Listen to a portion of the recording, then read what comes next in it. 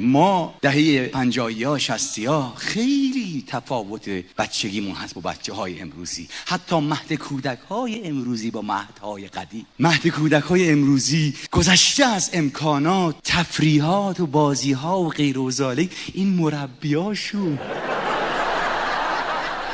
جدا از بحث ظاهر اسماشون یک اسمای قشنگی مربیای من دیدم. دختر بچه 3 ساله راه میفته دنبال مربی، مهدش میگه که هلمیدا جون. ای جان هلمیدا، اصلا آدم یه جوری اون یکی پسر میده پارمیس جون. ای خدا پارمیس.